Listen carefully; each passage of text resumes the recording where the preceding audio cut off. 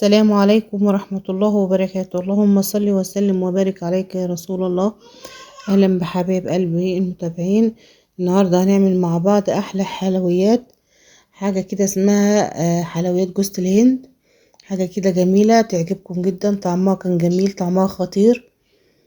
هتعجب كل اللي بياكلوها يعني وبيحبوها. الحاجات اللي هي بالجوز الهند جميلة تحفة، على حسب ذوق حبايب قلبنا اللي هما بيحبوا جوز الهند. يلا بينا نشوف هنعملها ازاي. معايا كوباية من السكر، كوباية من حليب اللبن البودرة الحليب، معايا معلقتين زبدة،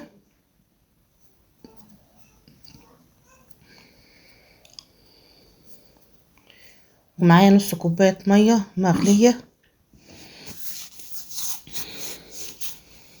احط سبت شوية صغيرين منها كده، عاود يجي زيادة على حسب ما هيقبل مع نحتاجهم. الحليب بتاعنا المكثف ده احتاجهم محتاجهمش خلاص.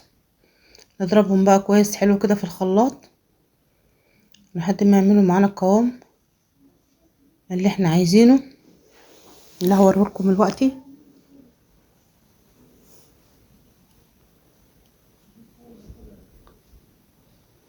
نضربهم كويس حلو في الخلاط كده. كده انا ضربتهم كويس وخدوا القوام اللي انا عايزاه. القوام بتاعهم ميه حبيب قلبي، زي ما انتوا شايفين، لا تقيل قوي ولا خفيف قوي، زي ما انتوا شايفين كده. نحطهم بقى في البوله كده.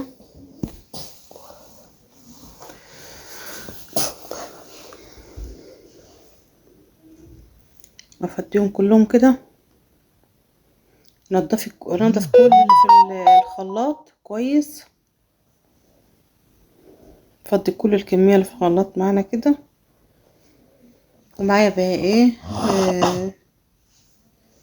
جوز الهند. معايا بقى نص كيلو جوز الهند هجيبه اهوت. انا بوريكم القوام بقى بتاعه كده زي ما انتوا شايفين.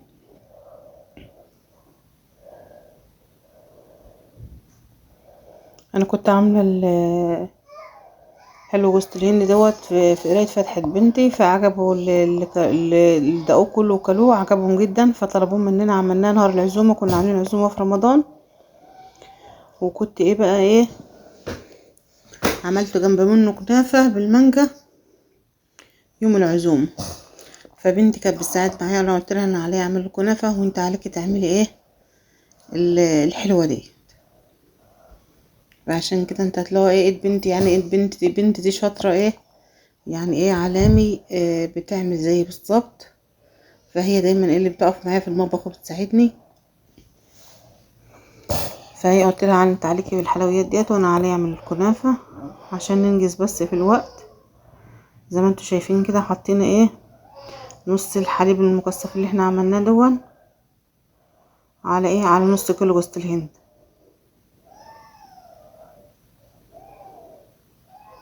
انا كنت عامله الكميه نهار قريت فتحة بنتي كانت كيلو ونص من جوز الهند. كان واخد حليب ياما وكلام من ده، انما انا عامله دوت على قد الضيوف بس اللي جايلنا في العزومه. هنرجع بقى نزود حليب تاني هتعوز كمان. اللي هيفيد معاكي مش هيخسر ولا حاجه. انا هاخده برضو هحطه على الكريم شانتيه اللي هعمله الكنافه. هيدي معايا طعم جميل برضو، مش هيزيد حلاوه كمان، مش هيخسر معانا يعني. ده فاضي يعني فاض ما فاضش على حسب الكميه اللي انت عاملاها. تعملي بقى تخلطي وتعجني كويس. الوقت برضو هتسيب المعلقه وهتشتغل بالايد علشان نشوف نظبط العجينه زي بعضها، كله يبقى مخلوط. الحليب المكثف مخلوط بجوز الهند كله زي بعض، عشان لما نيجي نعجنه ما ياخدش حليب زياده ولا ياخد ناقص، يبقى واخد المظبوط.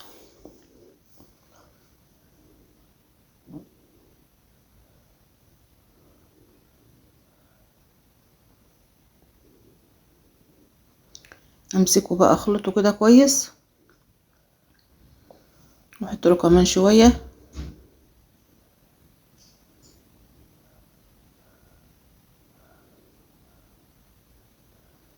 زي ما انتم شايفين كده يا حبايب قلبي. نفضل نعجن فيه كويس كده لحد الحليب ما يختلط بجوز الهند كله يبقى زي بعضه كده زي ما انتوا شايفين.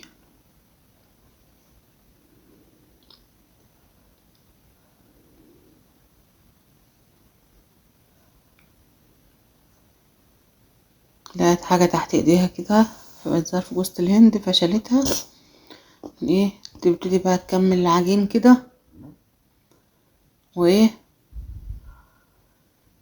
لحد ما بقى نحس بقى ان هو خلاص كده عجينته بقت مظبوطه. تبتدي بقى نكور كده نشوف ايه خلاص تبتدي يمسك معانا وبقى مظبوط خلاص يبقى كده ما عادش عايز عجين.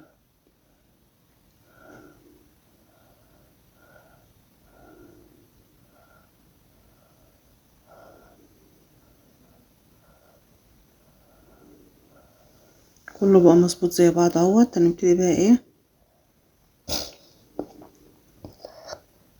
بتوريكوا يعني ان هو كده خلاص ما عادش عايز حاجه وبقى مظبوط كله زي بعضه.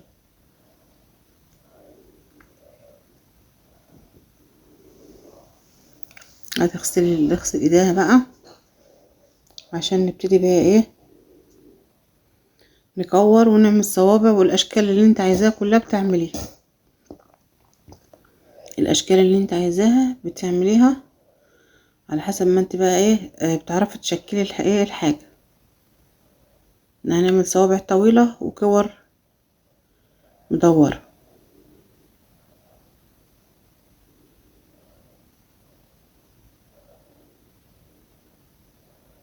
نجيب صينيه بقى عشان نعمل عليها.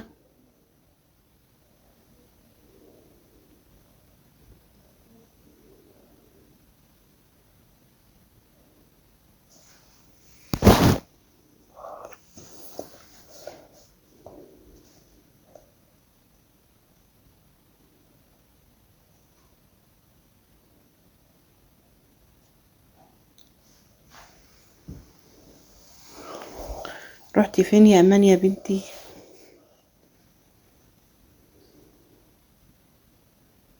نجهز بقى ايه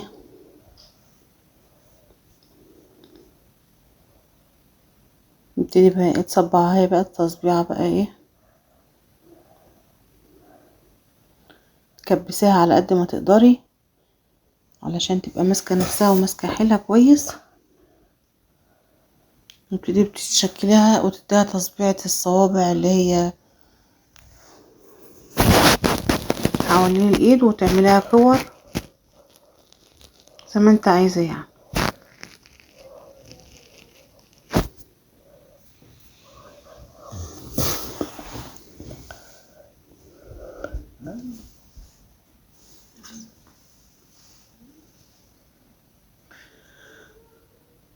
هنمسك نص كيلو دوت نمسك بقى نص بتاعه نعمله صوابع والنص التاني هنعمله كور مدورة.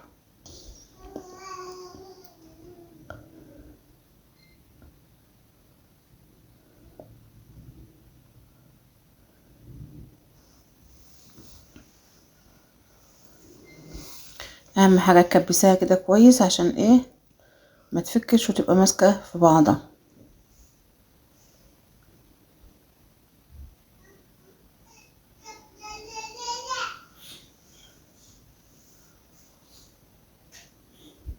اهم حاجة تخلي الصوابع قد بعضها وكبسيها كويس وانت بتعمليها.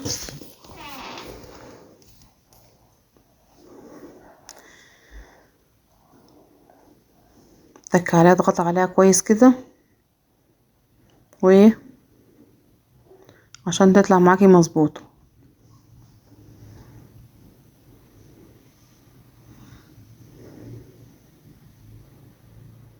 طعمها جميل جدا والله يا جماعه جربوها هتعجبكم ان شاء الله. دي هنعملها بقى كور كده مدوره نحاول نسويها برضو زي سوا بعضها كده.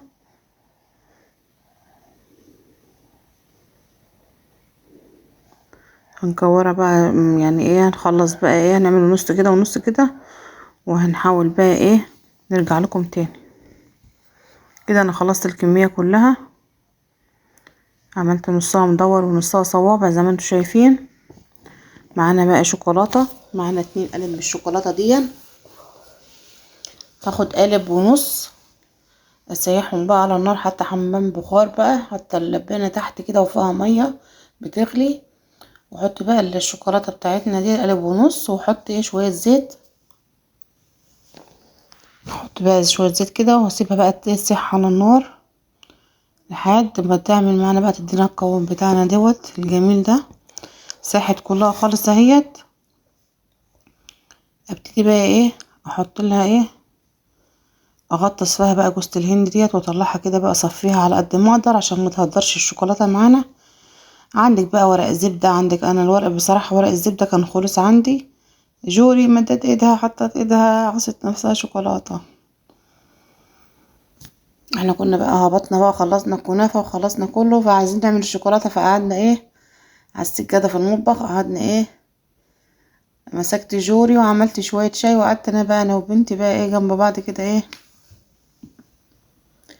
نلف بقى الحلو دوت بالشوكولاته،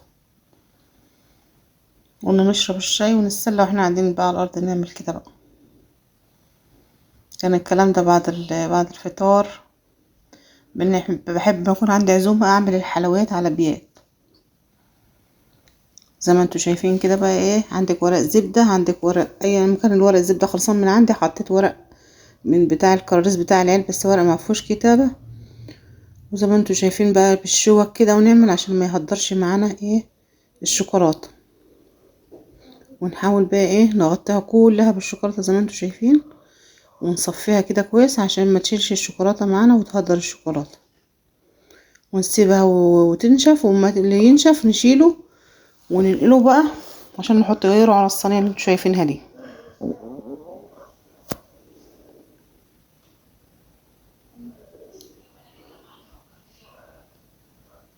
امسكها بقى كلها كده، نلفها بالشوكولاته زي ما انتوا شايفين لحد ما نخلص الكميه كلها زي ما انتوا شايفين كده.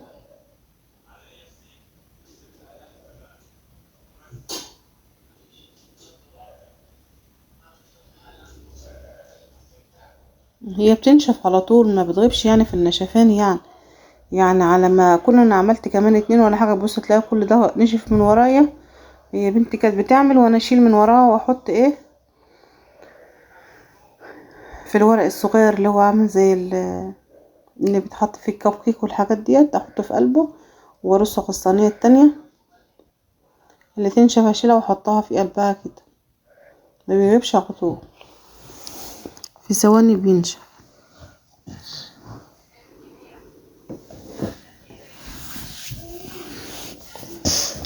افضل كده الفها بالشوكولاته كده كلها، الكميه كلها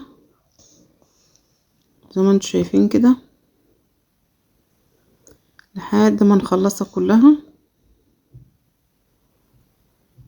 جميلة سهلة جدا وما بتاخدش غلبة ولا حاجة، وحاجة جميلة وهتعجبكم ان شاء الله. والاولاد بيحبوها وكل بيحبها، كبار بيحبوها اكتر من الاولاد كمان. حاجة هتعجبكم ان شاء الله.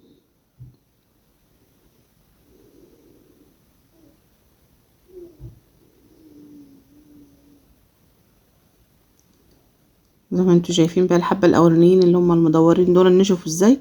الشوكولاتة نشفت على جوزة الهند. هنبتدي بقى ننقلها ونخلص على ما نعمل بقية الكمية التانية. تنشف على طول، مجرد الشوكولاتة ما بتعمل تنشف على طول.